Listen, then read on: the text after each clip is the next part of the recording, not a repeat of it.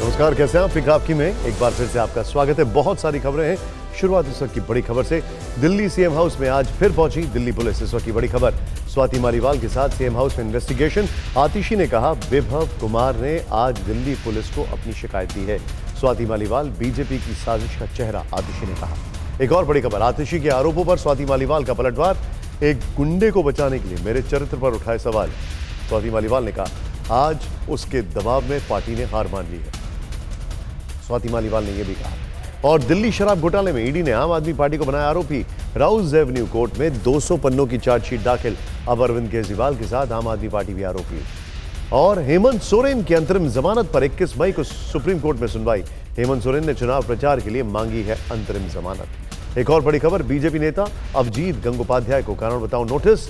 चुनाव आयोग ने 20 मई तक मांगा जवाब। ममता बनर्जी के खिलाफ की थी आपत्तिजनक टिप्पणी। और मुंबई की रैली से पीएम मोदी का कांग्रेस पर हमला। कांग्रेस राज में देश में होते थे बम धमाके। पीएम मोदी ने कहा मुंबई का हक वापस लौटाने आया हूं। प्रधानमंत्री ने कहा। इस सब के बीच में एक और बड़ी खबर आ रही है। मतदान के आंकड़ों में देरी पर सुप्रीम कोर्ट में सुनवाई। कोर्ट ने चुनाव आयोग से 1 हफ्ते में मांगा जवाब। कोर्ट 24 मई को मामले की अगली सुनवाई करेगा।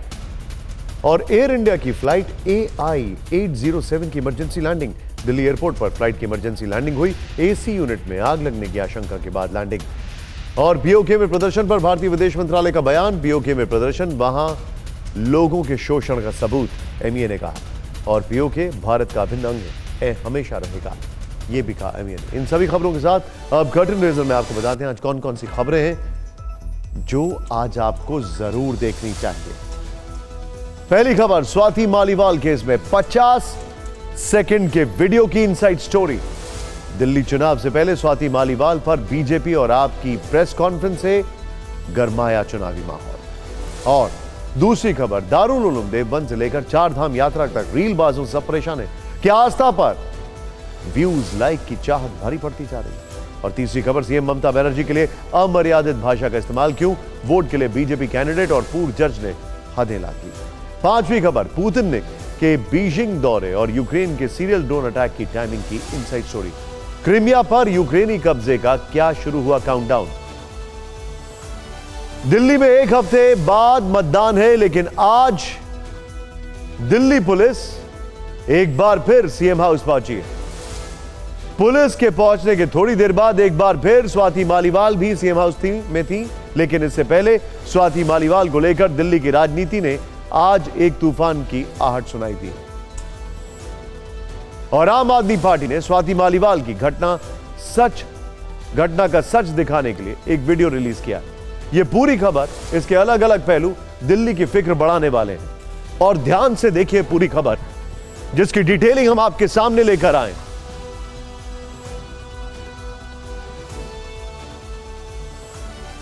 इस पूरे मामले में कई सवाल हैं जो हमारे सामने आ रहे हैं, और वो सवाल आपको देखने जरूरी है। क्या अरविंद केजरीवाल के निजी सचिव विभव कुमार ने ड्राइंग रूम में उनके साथ हाथापाई की? क्या विभव कुमार ने स्वाति मालीवाल को पीटा और गाली दी? स्वाति मालीवाल केस के FIR में जो बातें लिखी हैं वो घटना वाले दिन से कितना मेल खाती है? स्वाति मालीवाल से मारपीट हुई तो क्यों हुई? वजह क्या है? एक नहीं कई सवाल जिनके जवाब 4 दिन से तलाशे जा रहे हैं। हम कोशिश करेंगे कि मामले की तह तक जाएं, लेकिन पहले 50 सेकंड का वो वीडियो जो सीएम हाउस का है, जो उस दिन का है जब तथाकथित घटनाक्रम हुआ, जो क्षण का है जब स्वाति मालीवाल सीएम हाउस पे सोफे पर बैठी थी। उनके सामने सीएम हाउस के कई सुरक्षाकर्मी खड़े हुए थे। कैसे ना बोलें आप? I will do it. आज मैं इन लोगों को सबको बताऊं। हाँ बता देना, वो आपका हेडेक है। आप मेरे को DCP से बात करेंगे अभी करा रहे हैं। आप आइए, आप आइए ना। नहीं, मैं SHO सिविल लाइन से बात करूंगी पहले। नहीं, हम यहाँ नहीं कर सकते।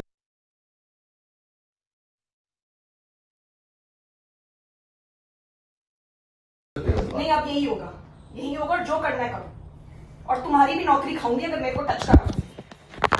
तुम सब भी तो कह रहे हैं हम।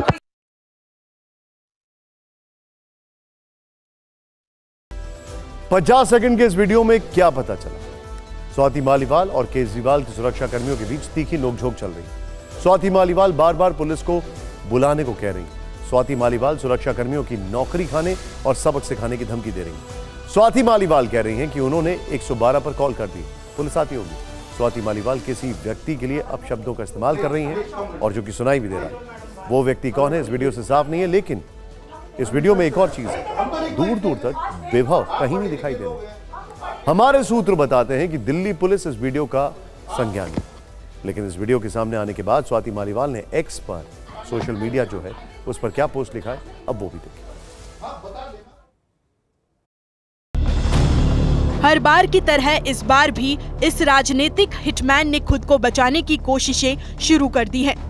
अपने लोगों से ट्वीट्स करवा के, आधा बिना संदर्भ का वीडियो चला के इसे लगता है कि ये इस अपराध को अंजाम देके खुद को बचा लेगा। कोई किसी को पिटते हुए वीडियो बनाता है भला? घर के अंदर की और कैमरे की सीसीटीवी फुटेज की जांच होते ही सत्य सबके सामने होगा। जिस हद तक गिर सकता है गिर जा। भगवान सब देख रहा है। एक ना एक दिन सबकी सच्चाई दुनिया के सामने आएगी।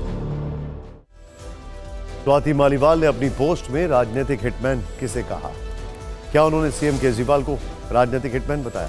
13 मई को जब घटना घटी तब केजरीवाल कहां पर थे? हमारे सहयोगी जितेंद्र शर्मा ने सूत्रों से जानकारी दी है कि केजरीवाल घर के अंदर ही मौजूद थे। हालांकि वो ड्राइंग रूम में थे या नहीं ये साफ नहीं है, लेकिन स्वाति मालीवाल ने यह भी कहा कि यह वीडियो अधूरा है। तो पूरा मामला क्या है? स्वाति मालीवाल ने जो एफआईआर दर्ज कराई है, हमने उसको पूरा पढ़ा। स्वाति मालीवाल की तरफ से की गई शिकायत पूरे 2.5 पेज की है। उसमें लिखी एक एक बात बताने से पहले स्वाति मालीवाल का आज एक और वीडियो देखिए।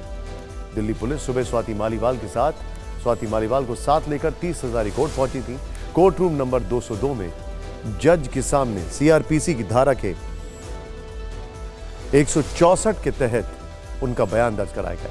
लेकिन बयान दर्ज कराने के बाद वो जब बाहर आने लगी तो तकलीफ में दिख रही थी, चलने में शायद दिक्कत थी। इसके बाद वो कार में बैठी और बिना कुछ कहे वहां से चली गई। ये स्वाति मालीवाल केस की एफआईआर कॉपी है। इसमें शुरुआत में ही लिखा है कि स्वाति मालीवाल 13 मई की सुबह लगभग 9 बजे केजरीवाल के 6 Flagstaff road, civil lines, Delhi स्थित आवास पर पहुंची थी। वहां पहुंचकर उन्होंने केजरीवाल के पीएस विभव कुमार को फोन किया। नंबर नहीं लगा तो व्हाट्सएप मैसेज भेजा और अंदर चली गईं। इसके बाद सुरक्षा कर्मियों ने उनसे कहा कि वो ड्राइंग रूम में बैठ जाएं, केजरीवाल अंदर हैं, थोड़ी देर में मिलने आएंगे। इसके बाद कमरे में विभव कुमार की एंट्री होती है। स्वाति मालीवाल की शिकायत है कि इसके बाद विभव कुमार ने उन पर तुरंत चिल्लाना शुरू कर दिया, गाली देने लगे, सबक सिखाने की धमकी दी, पूरी ताकत से 7-8 बार थप्पड़ मारे, बेरहमी से घसीटा, छाती पर लात मारी, पेट पर लात मारी, शरीर के निचले हिस्से पर हमला किया। उनसे कहा कि ऐसी जगह गाड़ेंगे पता भी नहीं चलेगा। स्वाति मालीवाल की एफआईआर के मुताबिक वो बहुत दर्द में थी, मदद के लिए चिल्ला रही थी। 112 नंबर पर कॉल करके अपने खिलाफ अपराध की सूचना दी, जिसके बाद विभव कुमार कमरे से बाहर चले गए। इसके बाद वहां पीसीआर वैन आई, लेकिन स्वाति मालीवाल सिविल लाइंस में अपने पिछले निवास की ओर पैदल ही चल पड़ी। एफआईआर के मुताबिक वो उस समय भी रो रही थीं और किसी तरह अपने पिछले निवास तक पहुंचने में कामयाब रही।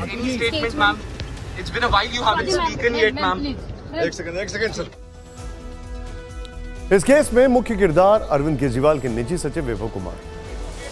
विभव के खिलाफ आईपीसी की धारा 354, 506, 323, 509 के तहत एफआईआर दर्ज हुई है। एफआईआर दर्ज होने के बाद मामले की जड़ तक जाने के लिए दिल्ली पुलिस की 10 टीमें बनाई गई हैं। 4 टीमें सिर्फ विभव कुमार की लोकेशन पता लगा रही हैं। विभव कुमार की गिरफ्तारी के लिए स्पेशल सेल और क्राइम ब्रांच को लगाया गया है। इस बीच आपका दावा है कि विभव कुमार की ओर से स्वाति मालीवाल के खिलाफ शिकायत दर्ज कराई गई है। लेकिन दिल्ली पुलिस शाम को केजरीवाल के घर पर पहुंचती है। स्वाति मालीवाल साथ थी कि अरविंद केजरीवाल के घर का पूरा जो एक घटनाक्रम का जो सीन है वो रिक्रिएट किया गया। ड्राइंग रूम में स्वाति मालीवाल के लगाए गए एक एक आरोप को नाट्य रूपांतरण के जरिए समझने की कोशिश की गई। इसके अलावा 13 मई की सुबह केजरीवाल के घर तैनात सुरक्षा कर्मियों के बारे में जानकारी जुटाई गई। अरविंद केजरीवाल के घर के बाहर 8 सीसीटीवी कैमरे लगे हैं, कुछ कैमरे घर के अंदर भी लगे हैं। सबकी फुटेज को खंगाला जा रहा है। दिल्ली पुलिस के हाथ जो पहला सीसीटीवी फुटेज लगा है उसमें स्वाति मालीवाल सुबह 9:39 पर सीएम आवास के बाहर खड़ी दिखी। पता यह भी चला है कि स्वाति मालीवाल उस दिन एक टैक्सी से अरविंद केजरीवाल के घर पर पहुंची थी। दिल्ली पुलिस उस टैक्सी ड्राइवर का बयान भी दर्ज कराई। तस्वीरों में आप देख सकते हैं स्वाति मालीवाल इस वक्त सीएम आवास पर पहुंच चुकी हैं। दरअसल कुछ देर पहले दिल्ली पुलिस की टीम सीएम आवास पर पहुंची पूरी तफ्तीश करने के लिए, और इस वक्त आप देखिए स्वाति मालीवाल इस वक्त सीएम आवास पर पहुंच चुकी है।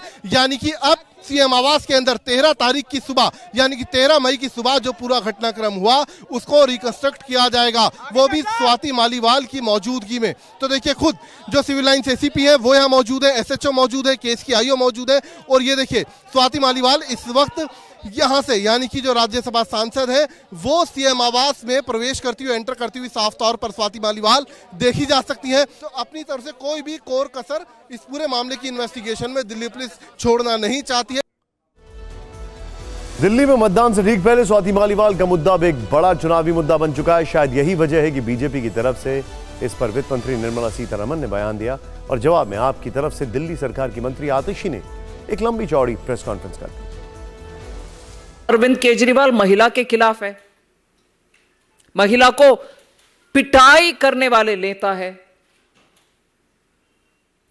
मगर उनके पार्टी का चरित्र देखिए। 1 मिनट में मैं हाईलाइट कर रही हूं इस विषय में। सिर्फ अरविंद केजरीवाल ही हम सबका निशान होना चाहिए। मैं डिमांड करती हूं कि चीफ मिनिस्टर केजरीवाल इस विषय में पूरे के पूरे स्पष्टीकरण दे, माफी मांगे, और स्वाति मालीवाल के विषय में और भी एक प्रश्न रहना नहीं चाहिए, इतना खुलासा वो दें। इस षड्यंत्र का इरादा था अरविंद केजरीवाल जी पर झूठे आरोप लगाना। स्वाति मालीवाल जी इस षड्यंत्र का चेहरा थी, स्वाति मालीवाल जी इस षड्यंत्र का मोहरा थी। स्वाति मालीवाल जी 13 मई को अनअनाउंस्ड बिना अपॉइंटमेंट लिए मुख्यमंत्री आवास पहुंची। उनका इरादा था कि मुख्यमंत्री पर आरोप लगाया जाए, लेकिन मुख्यमंत्री जी उस समय अवेलेबल नहीं थे, उपलब्ध नहीं थे, इसलिए वो बच गए। फिर स्वाति मालीवाल जी ने विभव कुमार पर आरोप लगाए। स्वाति मालीवाल ने आपके इस आरोप पर भी जवाब दिया। उन्होंने एक्स पर लिखा कि पार्टी में कल के आए नेताओं से 20 साल पुरानी कार्यकर्ता को बीजेपी एजेंट बताया गया, जबकि 2 दिन पहले पार्टी ने प्रेस कॉन्फ्रेंस करके सब सच कबूला था और आज यू टर्न ले लिया। असल में स्वाति ने यह यू टर्न वाला आरोप संजय सिंह के बयान पर लगाया। 14 मई को पहली बार संजय सिंह ने खुद माना था कि स्वाति मालीवाल के साथ अभद्रता हुई, लेकिन आज 3 दिन बाद इस पर जांच के अलावा सियासत भी जबरदस्त है, और ये मुद्दा अब दिल्ली तक सीमित नहीं है, एनडीए वर्सेस इंडिया की लड़ाई बन चुका है।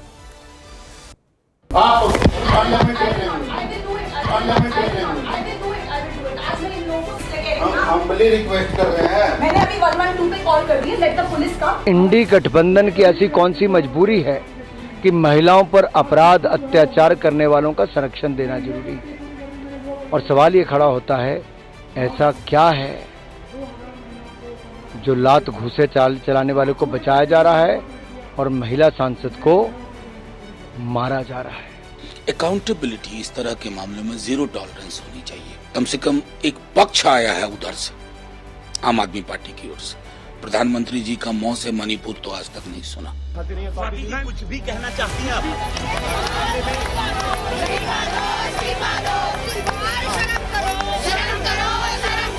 अगर एक मुख्यमंत्री के आवास पर ही महिला सुरक्षित नहीं है तो दिल्ली में आम महिलाओं का क्या होगा? What has happened with Ms. Swati is wrong. If it has actually happened, BJP is picking only certain issues and not the other issues. How come it's mute on its strongest ally, that is the JDS? Swati Maliwal से मारपीट का सच Delhi police पता लगाएगी, लेकिन 40 वर्ष की स्वाति मालीवाल हमेशा से सुर्खियों में नहीं। दिल्ली में आम आदमी पार्टी की सरकार बनने के बाद वर्ष 2015 में स्वाति मालीवाल दिल्ली महिला आयोग की अध्यक्ष बनी। साल 2018 तक इस पद पर रही, लेकिन 11 मार्च 2023 को उन्होंने बयान दिया कि जब वो बच्ची थी तो उनके पिता ने उनका यौन उत्पीड़न किया था। जनवरी 2023 में उन्होंने बयान दिया कि एक कार चालक ने नशे की हालत में एम्स के पास गाड़ी में उनसे छेड़छाड़ की।